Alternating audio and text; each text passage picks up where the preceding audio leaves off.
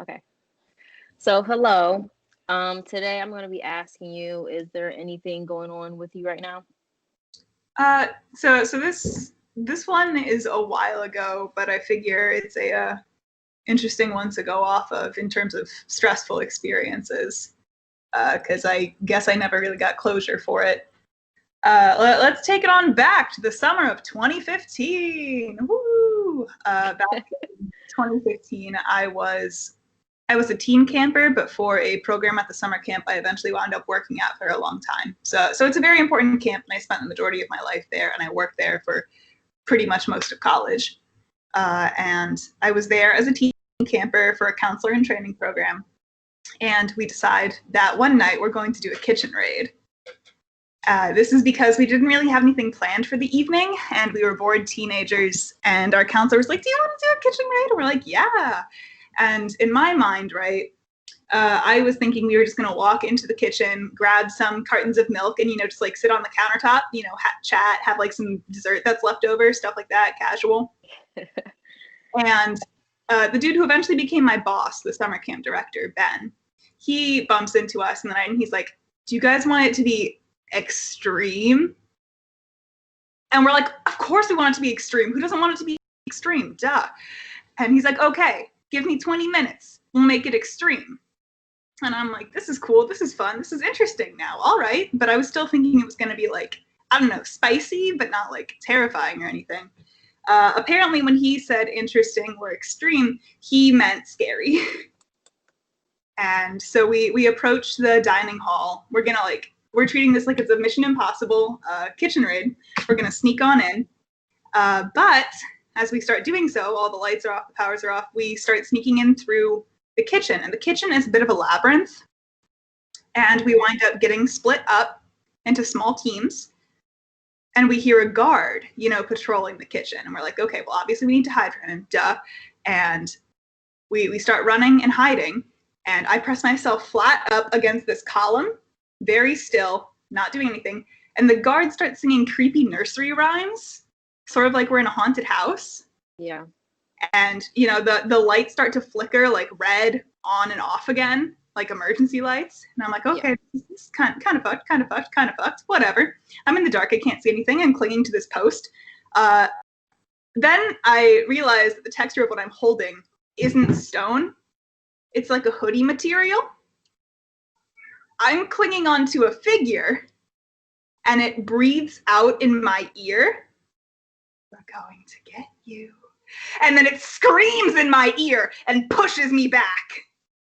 When I fall over backwards, and there was another camper that was like hiding underneath my like behind me, like they were clinging to my knees, and so I can't step backwards. I fall over down on my ass on the floor, and suddenly these figures in cloaks with like red lights over their eyes are swarming us and like picking us up and tossing and turning us, and their radios are turned to a setting that gives them nothing but static, screeching static. And so I'm just being tousled in the dark with static playing overwhelmingly, and they're screaming lyrics to nursery rhymes and shit.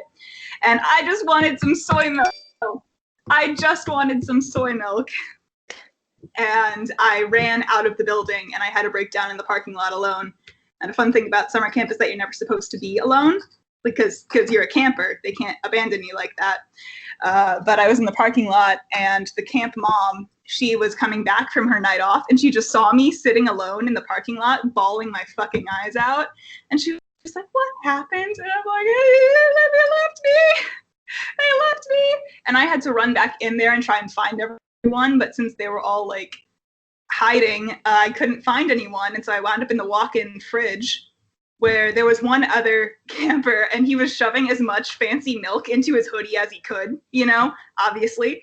And I'm sitting there having a physical moment to like literally cool down. I'm like, "Okay, I need to cool down," because like there are still tears all over my eyes. I'm breathing really heavily, and I'm like, "We're just gotta wait through this, and we can get out of here." And the summer camp director, he comes on in. He's not breaking character. He's still this creepy cloak guy who's getting all up in my grill, breathing heavily and pushing me around. And I'm saying, "Dude, stop it. Stop it. I need a moment. Like, I need a moment right now." And he's still committing to the bit, and I have to run out of the building again a second time. Hate it. And about 40 minutes later, everyone finally makes their way out of the building and we're going back on up to the cabin.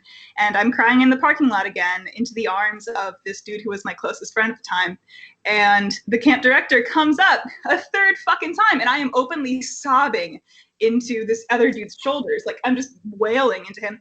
And Ben goes right up to my face and he starts mocking my sobs. Like and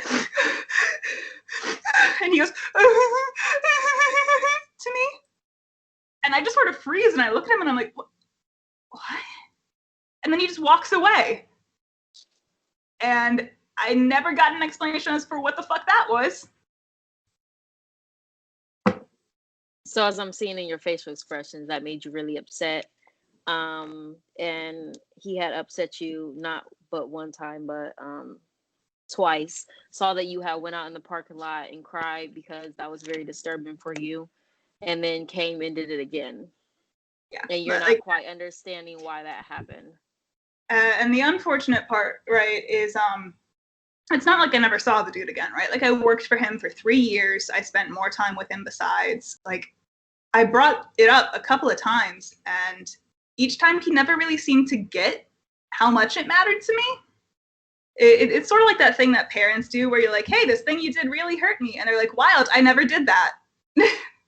So he's not giving you like any type of explanation. He's kind of like pretending like he never did anything wrong. Like it was just whatever. Yeah. And like I have to imagine, right, this was not a crucial event for him. I don't think it was. But like it clearly stuck out in my mind far more than it did for him. And I can't expect him to be aware of what he was thinking at that time when he was doing like a side conversation at the end of one kitchen raid in an incredibly stressful summer for him. Duh. I get it, but at the same time, I'm still frustrated because I never am going to understand what the fuck that was. Like, sorry, my cat's at my corkboard. I gotta get him out of the way. So you're frustrated because of this like extreme experience, as you stated. It was kind of creepy, scary. It clearly upsetted you. You didn't like that type of experience. And you're still unsure of why exactly he repeated to do the same thing more than once and saw that it upset you. Yeah, like he just, and I know he does that sometimes where he makes the wrong calculation and wildly misunderstands how people are emoting and like what they're doing. Right. Like I know that's a thing he does, and I have nothing but fondness in my heart for the guy. But I still think back to it, and I'm like, I just wanted chocolate milk. All I wanted was to sit on the countertop and have chocolate milk late at night with my friends casually, and instead I got screamed at and pushed around in the dark, and I cried in the parking lot 2 times, and it sucked. And then my crying was mocked directly in front of my face while I was still in the arms of someone crying. So fucked up if true. So it was, in other words, disturbing experience for you. Yeah, and I try asking him. He seemed upset, right? Like later on, once we were working together, like I've been over for drinks at his house since, right? Like we're casual. And I was like, dude, what was that? And he just seemed sort of like sheepish about it, and I could tell like he wasn't. He must not have the details. He never gave me like the full like, here's what I was thinking at this time, and here's why I did what I did. And I don't think I'll ever get that. But it's sort of hard to make myself move past it without that. Right. Okay. So what I got from this interview today was that you had experienced a situation that was of some type of extreme for you. It clearly led you to becoming upset, and you were very uncomfortable in that position that he had put you in, and you still to this day somewhat don't understand why he took the actions that he took. That lack of understanding kind of makes you frustrated in some sorts. Yeah. But you do understand that is kind of something that he does. Yeah. Well, like I know the guy well enough to be okay with not knowing why he was like that one time. But I like explanations, and I like understanding things, and I don't like how I'm probably never going to understand that particular one. And right. So I've had 5 years to be okay with it, but so the lack of explanation and understanding is something that still bothers you. Yeah. Okay. Thank you for sharing. Thank you for listening.